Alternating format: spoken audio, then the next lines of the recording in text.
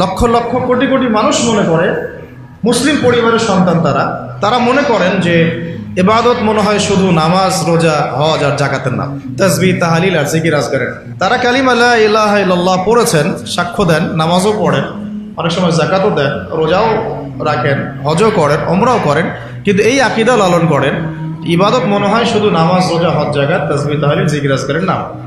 ইবাদত যে ইসলামী পরিবার গঠনেরও নাম, ইবাদত মানে ইসলামিক শিক্ষা ব্যবস্থা, ইবাদত মানে ইসলামিক সংস্কৃতি, ইবাদত মানে ইসলামী অর্থনীতি এবং ইবাদত মানে ইসলামী রাজনীতি, এই বিষয়টা তারা বুঝতে চান না।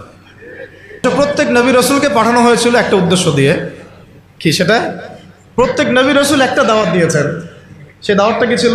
তোমরা আল্লাহর ইবাদত করো, ওয়াজতানিবুত তাগুত, তোমরা তাগুতকে বর্জন করো, মানে তাগুতের সাথে কুফরি করো এবং আল্লাহর ইবাদত করো। যে ব্যক্তি তাগুতের সাথে কুফরি করলো এবং আল্লাহর ইবাদত করলো, মানে আল্লাহর প্রতি ঈমান নিয়ে আসলো, সেই ব্যক্তি একটা শক্ত হাতল ধরলো, যা কখনো ছিন্ন হবে না। তাহলে এই শ্রেণীর মানুষের সংখ্যা আমাদের দেশে কত? যারা ইবাদত বন্দেগীর জীবনে আল্লাহর অস্তিত্বকে স্বীকার করেন, নবী সাল্লাল্লাহু আলাইহি ওয়াসাল্লামের সুন্নাহকেও স্বীকার করেন, ইসলামের বিধানগুলোকে স্বীকার করেন, কিন্তু সংস্কৃতি, শিক্ষা ব্যবস্থা, অর্থনীতি, বাণিজ্য, সমরনীতি, রাজনীতি, এইসব জায়গায় তারা ইসলামকে প্রাধান্য দেন না, কোনো কোনো ক্ষেত্রে স্বীকারও করেন না, কখনো স্বীকার করলেও মানেন না, কখনো স্বীকার করলেও মানেন না। কত কালিমা পড়েছেন তারা, লা ইলাহা ইল্লাল্লাহ মুহাম্মাদুর রাসূলুল্লাহ বলার পরেও, নামাজ পড়ার পরেও, রোজা রাখার পরেও, হজ করার পরেও, জাকাত দেওয়ার পরেও তারা এই বৈষয়িক জীবনে ইসলামকে তারা মানতে চান না। শয়তানের দাসত্ব। আর এই যুগের শয়তান হচ্ছে দাজ্জাল।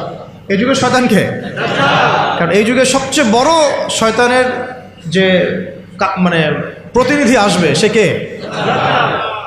কিয়ামতের আগে আগে সে পৃথিবীতে আত্মপ্রকাশ করবে এবং সে একা বিশ্ব শাসন করবে না, ইহুদিদেরকে নিয়ে সে বিশ্ব শাসন করবে, সে নিজেকে খোদা দাবি করবে।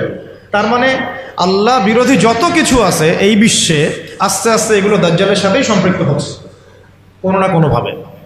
এখন কথা হচ্ছে যে এই মানুষগুলো এই একটা আংশিক ইসলাম ফলো করেন, সামগ্রিক জীবনে তারা ইসলামকে ফলো করতে চান না। তার মানে ইবাদত, যে ইবাদত করতে আল্লাহ পাক আমাদেরকে দুনিয়াতে পাঠিয়েছেন, সেই ইবাদত তারা জীবনের একটা ক্ষেত্রে করতে চান, বাকি জীবনের একটা বড় অংশে সেই ইবাদত তারা করতে চান না।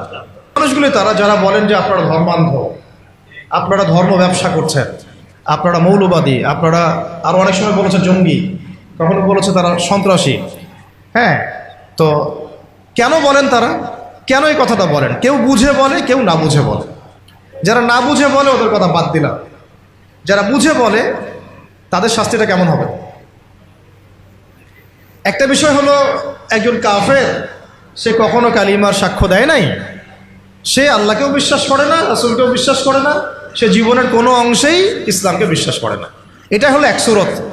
আরেকটা সুরত হচ্ছে আপনি কালিমা পড়েছেন, আল্লাহর একত্ববাদের সাক্ষ্য দেন, রাসূলের রেসালাতের সাক্ষ্য দেন, আখিরাতেও বিশ্বাস করেন, তারপরেও আপনি জীবনের একটা অংশে ইসলামকে মেনে চলেন, বাকি বড় অংশে আপনি ইসলামকে অস্বীকার করেন।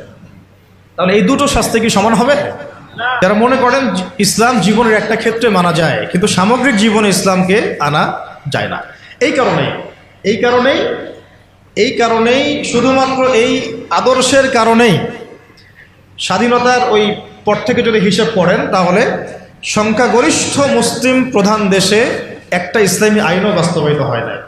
জীবনের একটা অংশে ইসলামকে মানেন, বাকি অংশে তার ইসলামকে মানেন। সাল্লাল্লাহু আলাইহি ওয়াসাল্লাম আমাদের ইবাদত বন্দেগীর উসওয়াতুল হাসানা, আমাদের সংস্কৃতির উসওয়াতুল হাসানা, আমাদের শিক্ষার উসওয়াতুল হাসানা, আমাদের অর্থনীতির উসওয়াতুল হাসানা, আমাদের ব্যবসা বাণিজ্যের, আমাদের চাকুরির, আমাদের পরিবারের, আমাদের রাজনীতির, আর কি বাকি আছে, আমাদের পুরো জীবনের উসওয়াতুল হাসানাকে নবী মুহাম্মদ সাল্লাল্লাহু আলাইহি ওয়াসাল্লাম। আমরা একজন ব্যক্তিকে উসওয়াতুল হাসানা মেনে চলছি এবং তার সাহাবায়ে কেরাম তো আছেনই। মা আনা আলাইহি ওয়া আসহাবি, মা আনা আলাইহি ওয়া আসহাবি, আমি যার উপরে আছি আমার সাহাবীরা যার উপরে আছে। ইবাদত করার ক্ষেত্রে এসে আমরা যে ইসলামকে কত ভাগে ভাগ করে ফেলছি তা ঠিক নাই। অথচ ইবাদত করতে আল্লাহ পাক বলেছেন জীবনের সমস্ত ক্ষেত্রেই আমার বিধান মেনে চলো। তুমি নামাজ পড়লেও আমার বিধান মতোই পড়তে হবে, রোজা রাখলেও আমার বিধান মতোই পড়তে হবে, হজ করলেও জাকাত দিলেও আমার বিধান মতোই করতে হবে, নবীর সুন্নাহ অনুযায়ী করতে হবে। তুমি যদি সমাজনীতি পরিচালনা করতে চাও, সমরনীতি পরিচালনা করতে চাও, সংস্কৃতি পরিচালনা করতে চাও, শিক্ষা ব্যবস্থা প্রণয়ন করতে চাও, তুমি যদি ইলেকশন করতে চাও বা রাজনীতিও করতে চাও, তবুও কি করতে হবে? আমার বিধান মোতাবেকই তোমাকে আগাতে হবে। তুমি এখানে অন্যের বিধানে দাসত্ব করতে পারবে না। যদি করো তাহলে তুমি জীবনের এক ক্ষেত্রে আল্লাহকে মানো, আরেক ক্ষেত্রে শয়তানকে মানো।